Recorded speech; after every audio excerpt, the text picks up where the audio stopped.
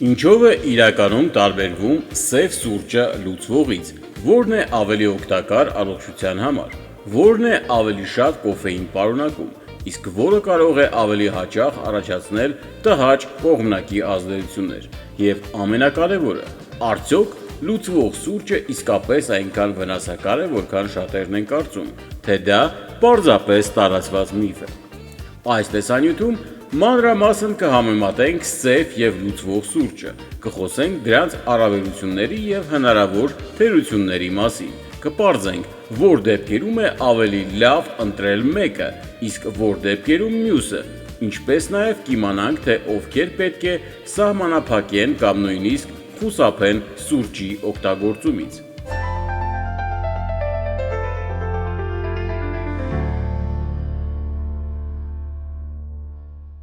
Սկսենք ամենակարևոր հարցից։ Շատ մարդիկ կարծում են, որ սև սուրճը բնական է, իսկ լուծվողը լի է քիմիական հավելումներով։ Իրականում ամեն ինչ այդքան պարզ չէ։ Երկուսն էլ պատրաստվում են նույն սուրճի հատիկներից, տարբերությունը մշակման եղանակն է։ Սև սուրճը պատրաստվում է աղացած բոված հատիկներից, իսկ լուծվող սուրճը նախ եփվում է որպես սովորական սուրճ, հետո հատուկ տեխնոլոգիաներով հեռացվում է ջուրը և մնում է փոշի կամ հատիկներ, որոնք հեշտությամբ լուծվում են տաք ջրում։ Այսինքն, որակյալ լուծվող սուրճը նույնպես բնական սուրճի հատիկներից է պատրաստվում։ Դա չի նշանակում, որ նույնն է, ինչ երեքը մեկում սուրճերը, որոնք հաճախ պարունակում են շաքար, բուսական ճարպեր և այլ հավելումներ։ Այս երկուսը չպետք է շփոթել։ Որն է ավելի շատ կոֆեին պարունակում։ Շատերը կարծում են, որ լուծվող սուրճը ավելի ուժեղ է։ Իրականում շատ դեպքերում ճիշտ հակառակն է։ Միջին հաշվով մեկ բաժակ սև սուրճը սովորաբար ավելի շատ կոֆեին է պարունակում, քան նույն քանակի լուծվող սուրճը։ Այդ պատճառով այն կարող է ավելի ուժեղ արթնացնել, բայց նաև ավելի հաճախ առաջացնել սրտխփոց, անհանգստություն կամ անքնություն, հատկապես կոֆեինի նկատմամբ զգայուն մարդկանց մոտ։ Սակայն այստեղ կարևոր է հասկանալ մի բան. ավելի շատ կոֆեին ունենալը դեռ չի նշանակում, որ այդ սուրճը ավելի օգտակար է։ Ամեն ինչ կախված է ձեր օրգանիզմից և այն քանակից, որով սուրճ եք օգտագործում։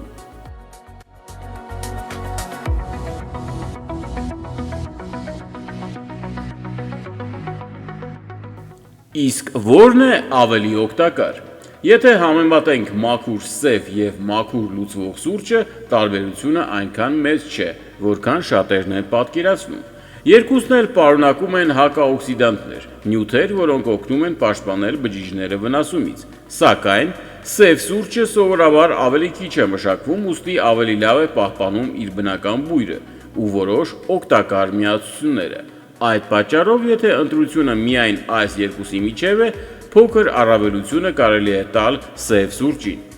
Բայց դա չի նշանակում, որ որակյալ լուծվող սուրճը վնասակար է։ Առողջ մարդկանց մեծամասնության համար այն նույնպես կարող է լինել անվտանգ ընտրություն, եթե օգտագործվում է չափավոր։ Իրականում շատ ավելի կարևոր է ոչ թե սև եք խմում թե լուծվող, այլ այն, թե ինչ եք ավելացնում բաժակի մեջ։ Մի քանի գդալ շաքար կամ քաղցր օժառակները կարող են առողջության վրա ավելի մեծ ազդեցություն ունենալ, քան հենց սուրճի տեսակը։ Եթե մինչ այս պահը տեսանյութը հետաքրքիր է ձեզ համար, աջակցեք մեզ մեկ լայքով։ Դա օգնում է, որ այս տեղեկատվությունը հասնի ավելի շատ մարդկանց։ Իսկ եթե ցանկանում եք առողջության մասին ստանալ պարզ, հավաստի և գիտական տվյալների վրա հիմնված տեղեկություններ, բաժանորդագրվեք մեր ալիքին և միացրեք զանգակի նշանը։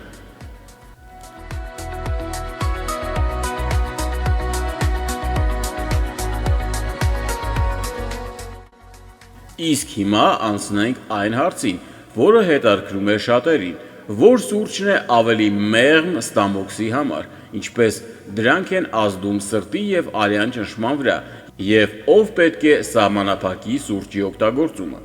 Եթե ունեք գաստրիտ, հաճախակի այրոց կամ բարձր թթվայնություն, սուրճից հետո կարող եք անհարմարություն զգալ, անկախ նրանից այն սև է թե լուծվող։ Սակայն շատերի համար խնդիրը ոչ այնքան սուրճի տեսակն է, որքան այն, որ այն խմում են դատարկ ստամոքսին։ Այդ դեպքում ստամոքսահյութի արտադրությունը կարող է մեծանալ և առաջացնել այրոց կամ ցավ։ Եթե նման խնդիր ունեք, փորձեք նախ նախաճաշել, ապա նոր սուրճ խմել։ Շատ դեպքերում նույնիսկ այս պարզ փոփոխությունը զգալի տարբերություն է տալիս։ Ինչպես է սուրճը ազդում սրտի և արյան ճնշման վրա։ Սուրճի կոֆեինը կարող է ժամանակավորապես բարձրացնել արյան ճնշումը և արագացնել սրտի աշխատանքը, հատկապես եթե հազվադեպ եք սուրճ օգտագործում։ Եթե սուրճից հետո հաճախ զգում եք սրտխփոց, անհանգստություն կամ ձեռքերի դող, հնարավոր է ձեր օրգանիզմը պարզապես զգայուն է կոֆեինի նկատմամբ։ Այդ դեպքում արժե նվազեցնել քանակը կամ ընտրել ավելի մեղմ տարբերակ։ Սակայն առողջ մարդկանց մեծամասնության համար օրական չափավոր քանակությամբ սուրճը սովորաբար անվտանգ է։ Ով պետք է զգույշ լինի։ Սուրճի օգտագործումը ցանկալի է սահմանափակել կամ բժշկի հետ քննարկել, եթե ունեք արտահայտված բարձր արյան ճնշում, սրտի ռիթմի որոշ խանգարումներ, ստամոքսի խոց կամ ակտիվ գաստրիտ, ծանր անքնություն կամ հղիեք։ Այս դեպքերում կարևոր է ոչ թե ինքնուրույն հրաժարվել սուրճից, այլ ընտրել անվտանգ քանակը մասնագետի հետ։